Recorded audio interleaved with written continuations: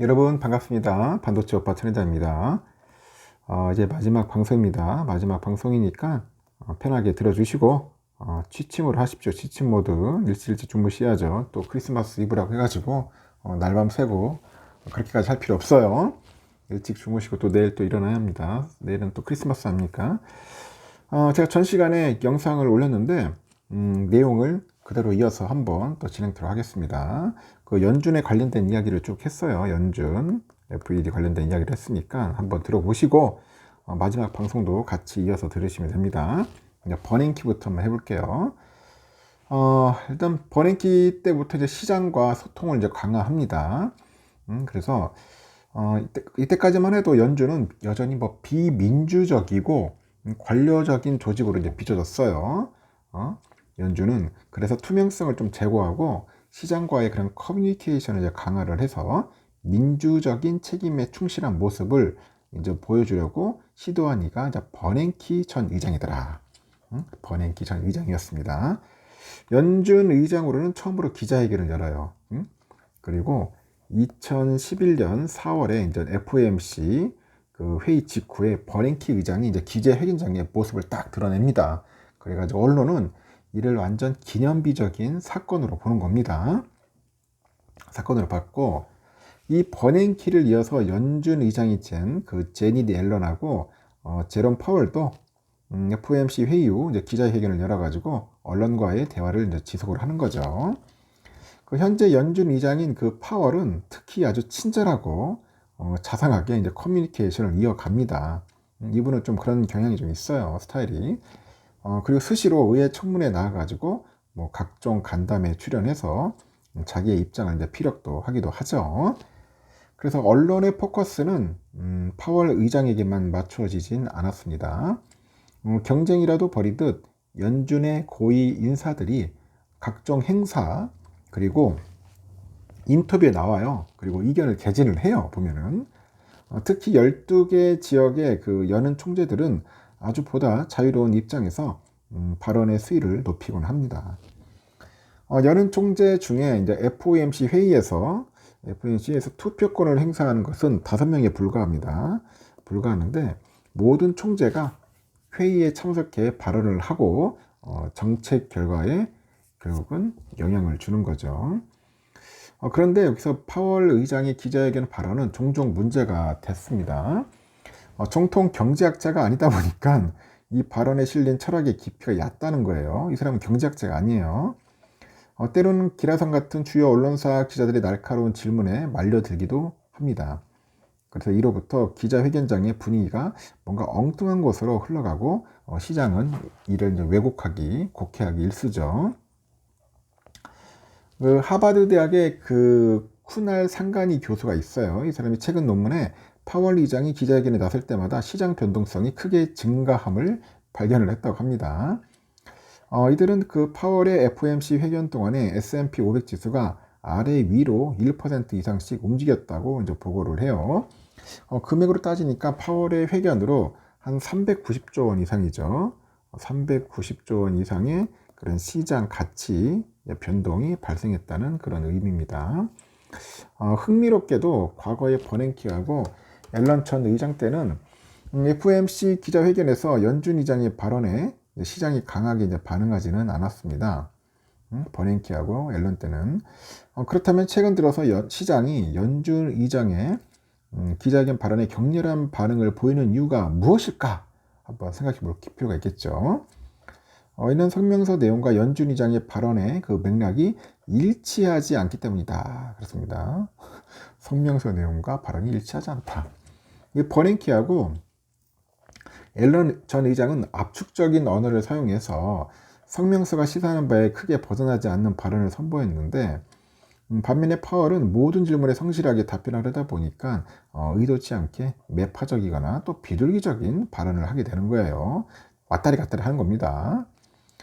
이런 돌발적 발언이 나올 때마다 시장은 격렬하게 반응하고 자산 가격 변동성을 이제 키우는 거죠.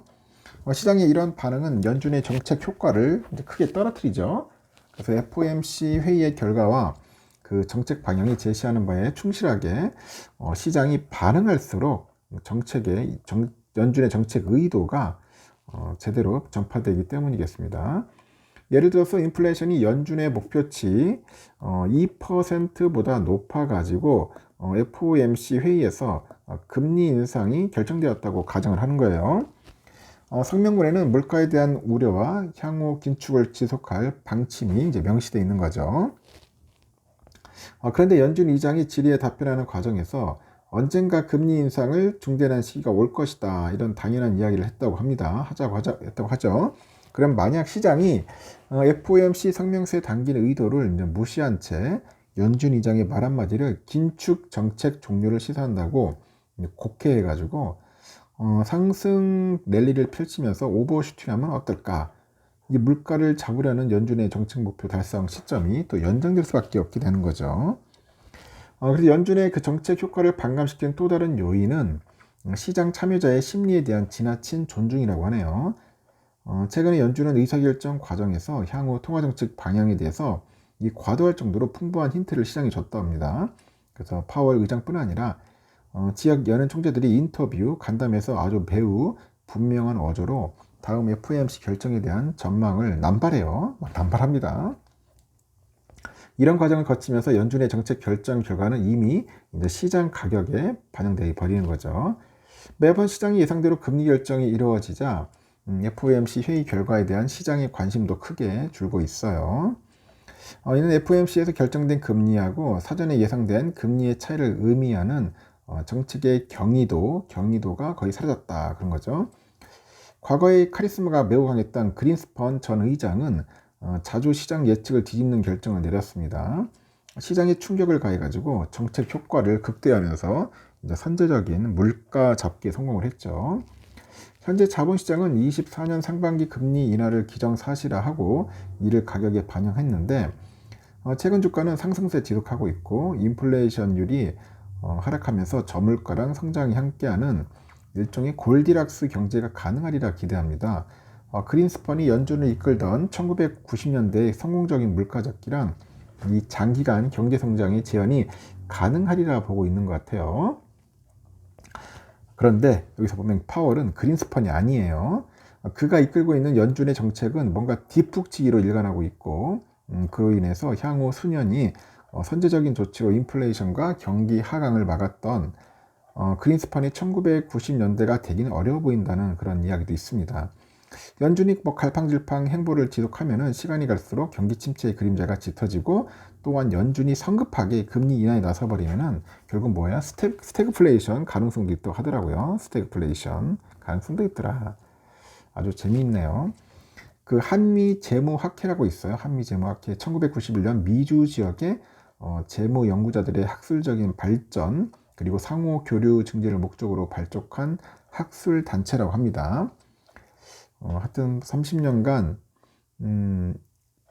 발전을 거듭해서 현재 미주는 물론이고 한국을 비롯해서 아시아 지역, 유럽, 호주 이 지역의 한인 연구자들이 모임으로 이제 발전을 했던가 봅니다. 그래서 이제 이쪽에서 좋은 내용들이 이제 나오고 있는 겁니다. 그래서 그 관련된 내용과 이 참여자들의 이야기를 제가 종합적으로 여러분들에게 설명을 드린 거예요. 하여튼 결론은 뭐냐? 파월은 왔다리 갔다리 한다. 옛날 그 사람들은 카리스마 있게 막 했는데 파월은 너무 친절하다 보니까 발언이 뭐 위아래가 왔다 갔다, 어떨 땐 매파, 어떨 때는 뭐 비둘기 왔다 갔다 합니다. 그러다 보니까 시장이 상당히 좀 변동성이 크다는 거죠. 이제 그런 부분들을 우리가 염두에 두고 투자해야 할 것 같고요.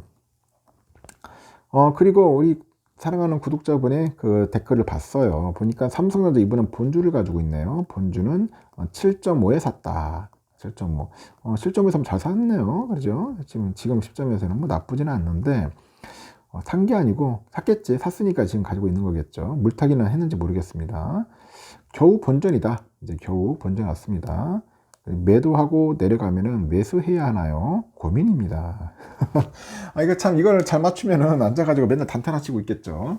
떨어질 때, 오를 때 팔고 떨어질 때 사고, 오를 때 팔고 떨어질 때 사고, 그걸 잘 맞추면 할 수 있는데, 그럴 자신 있으면은 그렇게 한번 해보세요. 한번 해보시고, 아니다 싶으면은 그냥 가만히 있고요. 떨어질 때마다 좀 더 수량을 모아서 늘려가는 재미도 나쁘지 않을 것 같습니다. 계속할 마음이 있으면은, 한번 계속할 마음이 있으면 수량을 늘려가는 목표를 갖고, 좀 더 시간을 좀 길게 잡고 가는 게 낫죠. 그럼 아니다 싶으면은 빨리 팔고 도망가는 것도 나쁘지 않다 봅니다. 그런데 만약에 이렇게 자기 생각대로 좀 오르면 팔고 떨어지면 살까? 뭐 그런 분들이 꽤 있어요. 꽤 있습니다. 만약에 그렇게 하고 싶다면 한번 해보세요. 해보시고 나한테 소질이 있네? 적성이 맞네 하면 하는 거고, 아니다 싶으면 절대 안 하셨으면 좋겠습니다. 일단 여기까지 하겠습니다. 여러분 편안한 밤 보내시고 크리스마스 이브 잘 보내시고요. 내일 크리스마스 6시에 뵙도록 하겠습니다. 여러분 굿나잇.